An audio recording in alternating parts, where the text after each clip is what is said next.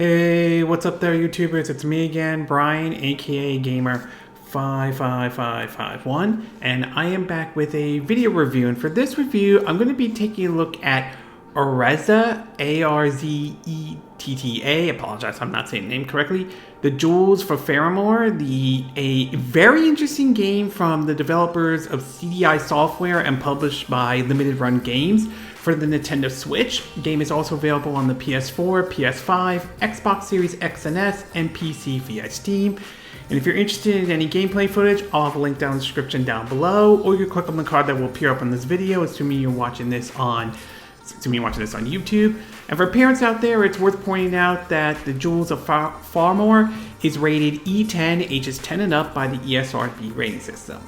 Now, over the years, there are plenty of Zelda games out there. Some that are memorable and some that people have enjoyed over the years, though. But there are some that most people may have not heard about unless they've, watched an episode of, let's say, What Happened on YouTube, or a classic angry video game nerd that covered probably what many view as the worst Zelda games of all time, which is on the Philips CDI.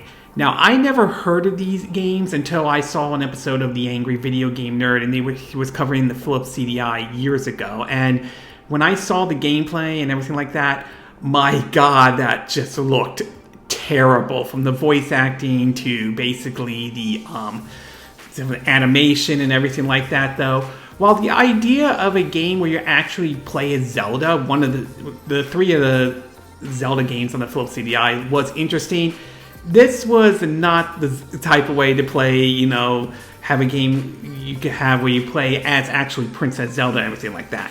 Thank God, years later, we now have Zelda as a more playable character, whether it's in, the Super Smash Bros. Game, or, recently, games like the Hyrule Warriors, or the recent Zelda Echoes Wisdom that has recently come out and everything like that.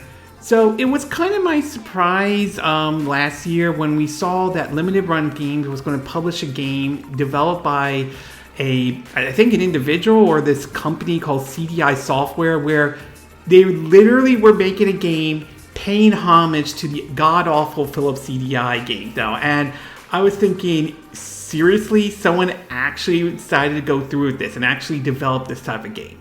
Well, I decided to get the game by, physically from Limited Run Games when it came out, like when I got my physical copy. I think it was in around February or something like that. Been, going back and forth trying to play with other games as well for the Nintendo Switch. And after spending some time with the game, though, I will say it does live up to the name of it being it's so bad, it's good. And I think if that was the aim for the developers for this game, I think they did succeed on that. But there's some areas I don't exactly 100% agree with, though. So why don't we break it down into the pros and cons? And there are, and we'll start off first with the pros, though. In terms of what I did like about the game, I will say is that the 2D gameplay is done very well in the game, though. Basically, you control, auras and everything through a 2D setting and everything like that. There is some backtracking in the game, but I would stop short in calling it in scale of a Metroidvania type of backtracking, although there are certain areas you can't reach unless you have a certain item and everything like that. So there are a little bit of backtracking, but for the most part, it plays very well. You got your jump, you got your attack, and everything like that. Over time, you'll get different weapons like bombs and everything like that, and you can, select it in terms of the modern style, or for some reason, if you feel nostalgic, you can supposedly press down on the character and press like B or something to access the menu. I guess it's for those who enjoyed it on the Zelda Philips CDI game. I don't know why anyone would do that, but hey, everyone's got a different preference and taste and everything like that. It also has, if you hit, a NPC character, you'll see like a cutscene with a speech from them, though. So it certainly carries a lot of that stuff over. And there are also some bonus levels, some even one sort of in a portrayment of like the Hotel Mario, which is considered to be one of the best games on the Philips CDI, but one of the worst Mario games ever made. So depending on how you want to look at it, look at that though. To, you know, like defeating certain enemies or defeating certain objects and everything like that. You'll also have other access to like lamps, you know, to clear out, you know, to go through dark caverns and everything like that. So, but for the most part, it's classic 2D gameplay. I think they did a good job with it. It plays very well. In other words, it's basically what the Philips CDI games should have been when those originally came out and everything like that. And last but not least, I will say, I gotta give credit to the developers for what they were trying to aim for with this game, to be exact though. It was pretty clear that what they were aiming for was it being it's so bad, it's good type of a game. And they do succeed with that, ranging from the voice acting, which I would say when you look at it, the Philips CDI Zelda games and this, it's better and everything like that. Not to mention, I'm surprised they got some of the original voice actors for those games to come back and voice this game and everything like that. To the way the cutscenes are done, which is basically kind of similar to what it is on the Philips CDI back then. So I will give credit to the development team for aiming for that it's so bad, it's good kind of approach. So that definitely, I will give them credit for that though. Okay, we're going to take a quick break, and when we get back, we'll get to part 2, which is the con. So we'll take a quick break, and we will be right back.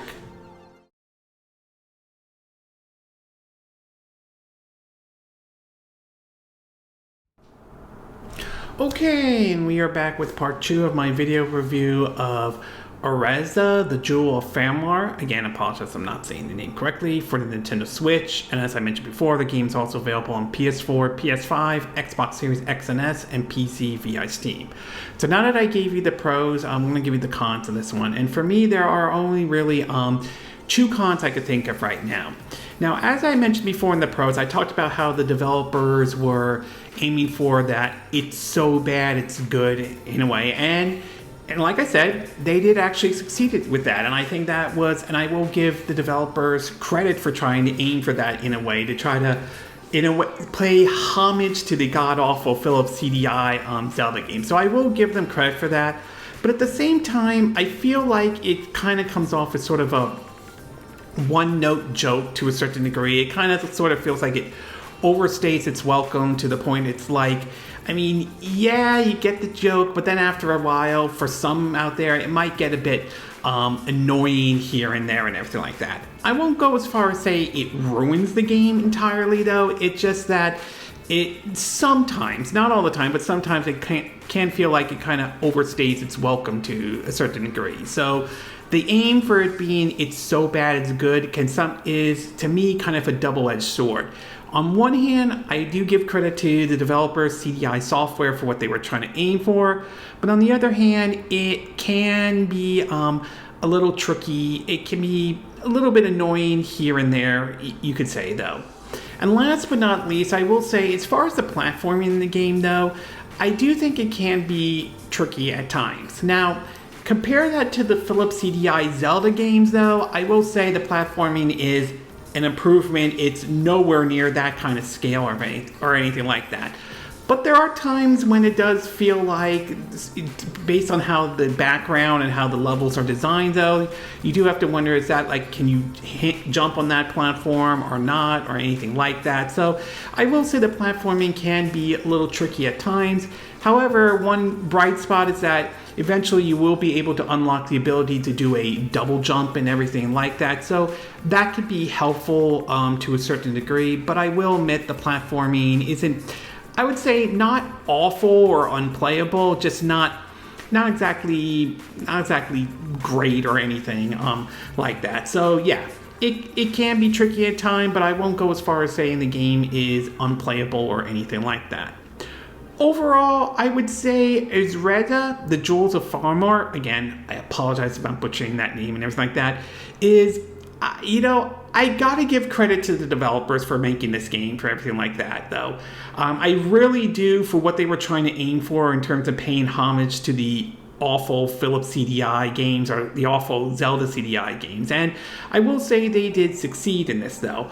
At its best, though, I think the gameplay is fun and enjoyable, though, especially from basically being a 2D gameplay, though. And as I said, they were aiming for it's so bad and it's good, and it does, and they definitely succeeded on that part. But at its worst, at the same time, the it's so bad it's good kind of vibe to it. Like I said, it does come off as a one-note joke and can overstay its welcome. And some of the platforming, while by no means terrible in any way or make the game unplayable, I do feel that there are times the platforming can be a bit tricky and all. Still, I gotta give credit to the developers for what they were trying to aim for, as I mentioned, and I think they did a really good job with it. I definitely would be down if they ever decide to do a sequel. Don't know if that will happen or not, but I certainly would be open to the idea of them doing a sequel. And I'm also not against the idea of limited run games, publishing a game like this or help fund a game like this, though. And I certainly would be down for if they ever decide to fund, maybe other games. Like maybe they could get someone to do maybe do pay homage to the god-awful Plumbers Don't Wear Tie game or something like that. So I definitely got to give credit to limited run games for what they were trying to do, and I definitely am open for them basically maybe publishing games like this and everything like that. So here's to hoping that this game does find an audience and does do well, and here's to hoping that maybe a sequel may one day happen at some point down the road. Maybe it will, maybe it won't, we don't know, but I definitely would be open to the idea to a sequel to Arzette, the Jewels of Faramore. Okay, this concludes my review of Arzette, the Jewels of Faramore for the Nintendo Switch. And again, these are my opinion. What are yours? What are your thoughts about this game, though? Do you like the idea of it paying homage to the god-awful Philips CDI games in any way, though? Do you think that was a smart move on the developers at all? Did you get this game digitally, or were you able to pre-order it through limited run and get the physical copy in any way? Would you be open if they ever decide to do a sequel to this game? Do you think limited run games should publish more games and all? Do you agree with what I said in this video? Do you disagree? Do you have a difference of opinion? As always, sound off in the comment section below. Let me know what you think. And if you do like this video, I hope you hit the like button. I will appreciate it. And I hope you do subscribe to my YouTube channel. If you do, make sure you hit the bell icon for notifications of any new videos I put up. Also, feel free to share this video if you want to, and feel free to donate to my channel if you like. You can do it through PayPal me or Patreon or Steam Labs.